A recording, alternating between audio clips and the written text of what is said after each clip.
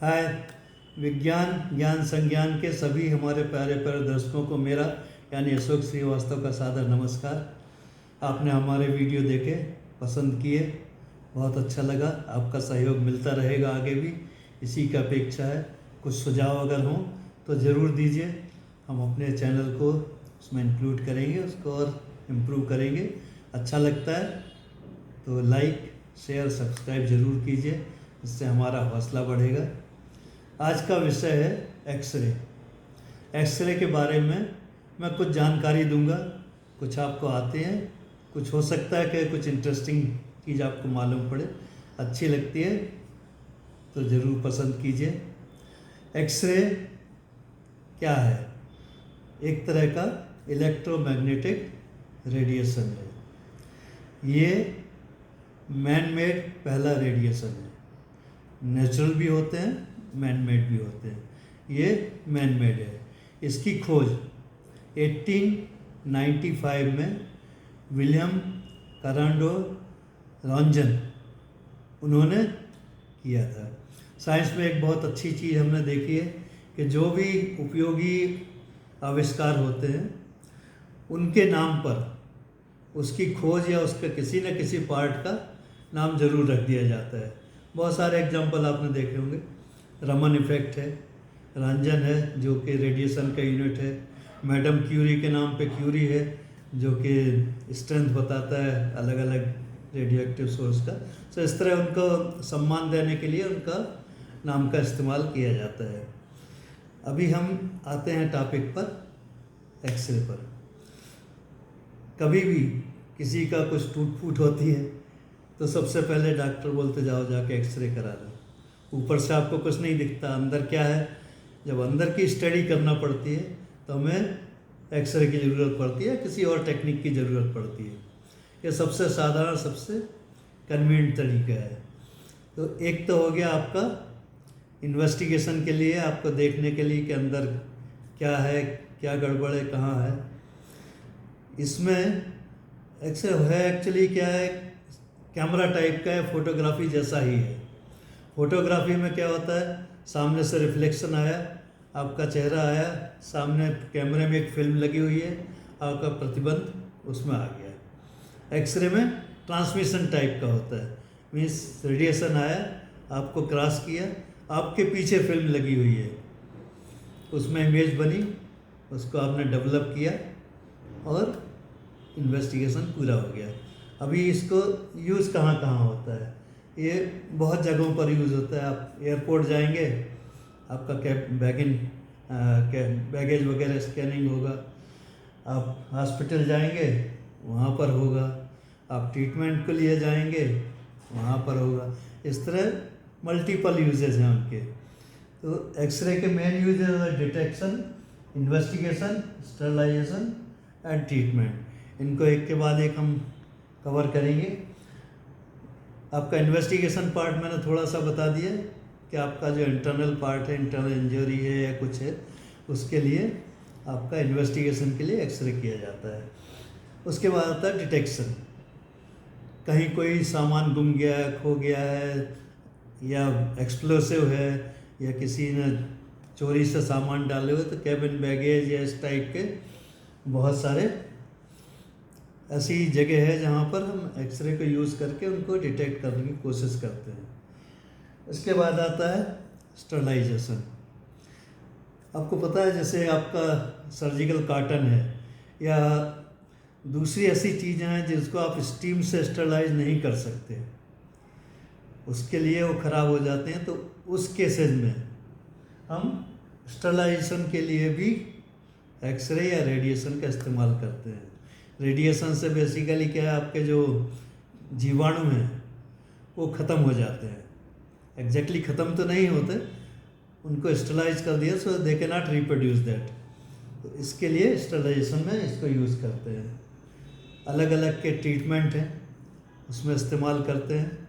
जैसे कि आपका रेडियोथेरेपी, उसमें इस्तेमाल होता है।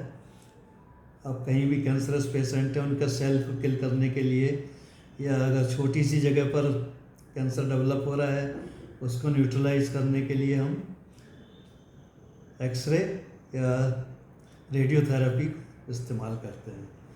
अब सवाल ये है कि एक्सरे है क्या, पैदा कैसे होती है। तो जैसा पहले मैंने बताया, पिछले हमारे वीडियो में मैंने कवर किया था कि एक्सरे जो है कैरेक्टरिस्टिक एक्सरे ये एटम से जनरेट होती है। कोई भी इलेक्ट्रॉन जब हम उसकी स्पीड को कम करने की या उसकी डायरेक्शन बदलने की कोशिश करते हैं तो वो अपनी जो एनर्जी है उसको गिव अप करता है, वापस देता है इन फॉर्म्स ऑफ एक्सरे। आपने इलेक्ट्रॉन को रोकने की कोशिश की तो इतनी इसमें एनर्जी होगी वो सब की सब एक्सरे के फॉर्म में या हीट के फॉर्म में कन्वर्ट हो जाएगी और ऐसे हमारा एक्सरे जनरेट होगा। सो ये जो हमारे श्री रंजन साहब हैं उन्होंने इसको डेवलप किया और इसको बनाने का जो तरीका है वो थोड़ा सा मैं बताऊंगा, उसके बाद अगले टॉपिक पे जाएंगे। तो ये हम बनाते हैं एक्सरे ट्यूब से। आप अगर देखेंगे यहाँ पर ये एक सिंपल एक्सरे ट्यूब है। स्कीमेटिक डायग्राम में हम बता रहे हैं, एक्चुअल फोटोग्राफ नहीं है। इसमें बेसिकली आपके 2-3 पार्ट होते हैं। पहला है cathode, that is negative charge, it is a source of electron. दूसरा है anode, that is positively charge and which is accelerating और attracting the electron. And then there is a slit in between to converge or divert the X-ray to the required place. And then you have got the film for recording the image. यहाँ जब आप जाते हैं x ray में तो सबसे पहले आपको चाहिए एक इलेक्ट्रॉन का सोर्स ऑफ इलेक्ट्रॉन। दूसरा ऐसा ही जगह चाहिए जहाँ पर वो इलेक्ट्रॉन अपनी एनर्जी दे करके आपको एक्सरे जनरेट करके दे सके। अभी जहाँ इलेक्ट्रॉन गिरते हैं या जहाँ के बम्बार्ड करते हैं वहाँ पे इमेंस हीट जनरेट होती है, तो आप कोई साधारण मटेरियल उसमें इस्तेमाल नहीं कर सकते। ऐसा चाहिए जिसका मेल्टिंग पॉइंट बहुत हाई हो। ऐसी चीज़ जो है मेटल जो है that is a tungsten, thoriated tungsten, इस टाइप के जो आते हैं वो हाई मेल्टिंग पॉइंट मेटल होते हैं। तो ये एनोड है जिसमें टंगस्टन का एक शेप बना हुआ होता है और इसको हम पॉजिटिव में चार्ज कर देते हैं। Means you give a positive voltage to anode, you give a negative voltage to cathode. और खाली पॉजिटिव नेगेटिव बना दिया उससे नहीं होता है। सो यू नीड ए मोबाइल और इलेक्ट्रॉन सोर्स और एक्टिवेटेड इलेक्ट्रॉन्स। एक्टिवेटेड इलेक्ट्रॉन लाने के लिए इसमें हम एक करंट फ्लो करते हैं। You basically heat this cathode. जैसे आप हीट करते हैं तो इलेक्ट्रॉन्स एक्टिवेट हो जाते हैं, मीन्स उनकी जो मोबिलिटी है वो इंक्रीज हो जाती है। They trying to come out and try to jump from that surface. उनको अब डायरेक्शन देने के लिए हम यहाँ पर एक पॉजिटिवली चार्ज हमने एनोड लगाया हुआ है। ये एनोड क्या करता है, इसमें हमने पॉजिटिव वोल्टेज दिया है, इलेक्ट्रॉन्स आर नेगेटिवली चार्ज। तो इलेक्ट्रॉन जो मूव होते हैं वो नेगेटिव से पॉजिटिव के लिए। अगर जो साइंस में इंटरेस्टेड होंगे उनको 2 चीज़ें मालूम होंगी, एक इलेक्ट्रॉन करंट होता है, एक इलेक्ट्रिक करंट होता है। इलेक्ट्रॉन करंट जो होता है नेगेटिव से पॉजिटिव को जाता है, इलेक्ट्रिक करंट जो होता है पॉजिटिव से नेगेटिव की तरफ जाता है। तो एक जनरल इलेक्ट्रॉन और इलेक्ट्रिक करंट में डिफरेंस है। अभी ये जो इलेक्ट्रॉन है हमने ये वोल्टेज कितना होना चाहिए, जितना ज़्यादा वोल्टेज होगा उतनी ही ज़्यादा स्पीड से इलेक्ट्रॉन इसको आकर के हिट करेंगे। So you need a higher voltage, then you need a more number of electrons so that it can go and hit the target. इसमें हम जितना ज़्यादा करंट देंगे, इसको जितना ज़्यादा हीटअप कर देंगे, उतने ज़्यादा इलेक्ट्रॉन हमारे पास अवेलेबल होंगे आगे एक्सरे जनरेशन के लिए। फिर आपको एक्सरे कितने टाइम के लिए चाहिए, एक पर्टिकुलर टाइम के लिए, तो एक स्विच ऑफ मैकेनिज्म होता है जिसमें ये सर्किट हम बंद कर देते हैं, उतने टाइम के लिए आपको एक्सरे मिल जाता है। ये पहला मैन मेड रेडिएशन है जो कि एटम के पेरीफेरी ऑर्बिट से जनरेट होता है, न्यूक्लियस से जनरेट नहीं होता। न्यूक्लियस से दूसरे टाइप के रेडिएशन जनरेट होते हैं, बट एक्सरे जो है आउटर पेरीफेरी से या इलेक्ट्रॉनिक ऑर्बिट से वहाँ से जनरेट होता है, न्यूक्लियस से नहीं होता है। तो ये जो वोल्टेज है ये रहता है in terms of kilo volt, 10 kilo volt, 50, 100, 1000, 2000, 1 lakh, any amount. जितना ज़्यादा वोल्टेज होगा उतना ही पावरफुल एक्सरे आपको मिलता रहेगा। अक्सर अगर पेनिट्रेट करना आपका ऑब्जेक्ट बहुत मोटा है, you need a very high energy source, तो गिव ए हायर वोल्टेज। छोटा सा पतला कोई आइटम है उसमें बहुत कम चाहिए, you give a lower voltage. Same way जब यहाँ बहुत ज़्यादा है तो आपको इलेक्ट्रॉन भी ज़्यादा चाहिए, तो मिली एम्पियर्स भी ज़्यादा चाहिए। तो ये जो करंट है इसको हम देते हैं मिली एम्पियर के रेंज में। ओके, तो ये मिली एम्पियर्स हो गया, ये किलो वोल्ट हो गया, और तीसरा फैक्टर है टाइम के, जितने टाइम के लिए चाहिए। वो टाइम मिली सेकेंड से लेकर के फ्यू सेकंड्स तक होता है, बहुत ज़्यादा नहीं होता, क्योंकि आप ह्यूमन बीइंग को डील कर रहे हैं, आदमी को डील कर रहे हैं, उसका बहुत ज़्यादा रेडिएशन नहीं दे सकते, otherwise it is going to be counter productive. तो 3 पैरामीटर ये होगा जो हम एक्सरे में यूज़ करते हैं, milliamps current, voltage, kilovolt and the time. जितना हम ये बढ़ाते जाएंगे उतना ज़्यादा स्ट्रांग एक्सरे आता जाएगा। और फिर आता है फिल्म। तो अलग टाइप की इसमें फिल्म होती है जो एक्सरे में यूज़ होती है, जो कम रेडिएशन में ज़्यादा अच्छा इमेज दे सके, क्योंकि अल्टीमेटली हमें जैसे बताया कि अपने को रेडिएशन जो डोज है या पेशेंट को दिया जाने वाला रेडिएशन है उसको कम से कम रखना पड़ता है। क्यों रखना पड़ता है? क्योंकि ये जो रेडिएशन है that we call it as a ionising radiation. Ionising radiation means आपके टिश्यूज़, कोई भी लिक्विड, किसी भी चीज़ को it is breaking into ion, positive and negative, means it converts into ions and damages the property of that. So it can ionize various cells, it can destroy various cells, it can damage various cells.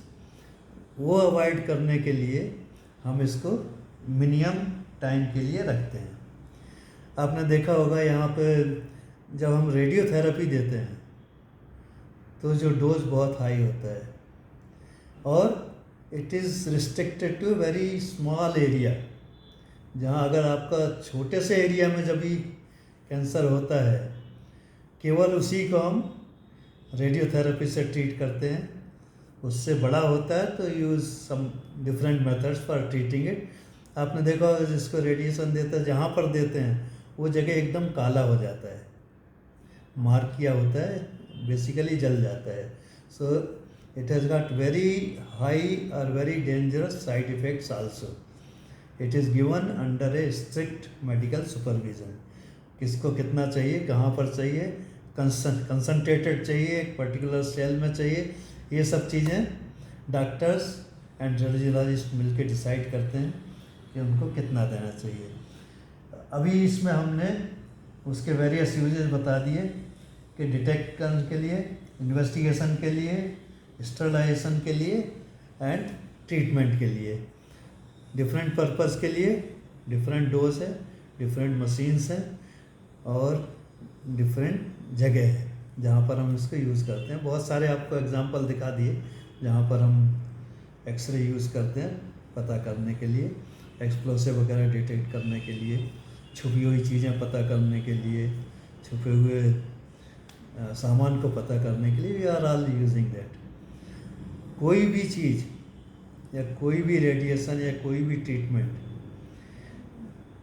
एक optimum उसका level होता है जो हमें दिया जाता है। वो लेवल से अगर हम ज़्यादा दे देते हैं so it can cause A damage. उससे अगर हम कम देते हैं इट बिकम्स इनएफेक्टिव, एंड जब ऑप्टिमम होगा it will give you the best result. So that is why when you are using X-ray and X-ray is given, it is given for the optimum use so that the required purpose is served and you are not exposed. Now coming to your body, आपके जो different part of body हैं they can tolerate different level of X-ray. कुछ part हैं जो ज़्यादा x ray tolerate कर सकते हैं, कुछ पार्ट हैं जो बहुत सेंसिटिव होते हैं, वो ज़्यादा रेडिएशन लेने से डिसोसिएट हो जाते हैं, ख़राब हो सकते हैं. एग्जाम्पल के लिए आपके जो हाथ हैं यहाँ से यहाँ तक, और पैर जो हैं थाइस से नीचे, एंकल और उसके नीचे, घुटने के नीचे, they can tolerate a higher amount of radiation. आपकी आँख, लंग्स और सॉफ्ट टिश्यूज़ वाले जो एरिया है they can not tolerate more radiation. So वहाँ पर अवॉइड किया जाता है या बहुत कम जितना ज़रूरी है वहाँ दिया जाता है. सो ये हुआ एक बहुत जनरल चीज़ एक्सरे के बारे में. आशा है आपको पसंद आई होगी. अगर आपको अच्छा लगता है आप इसे ज़रूर पसंद कीजिए, लाइक कीजिए, शेयर कीजिए और हमें आशीर्वाद दीजिए जिससे हम आगे भी इससे बेहतर चीज़ें आपके लिए ला सकें. नमस्कार. Thank you so much.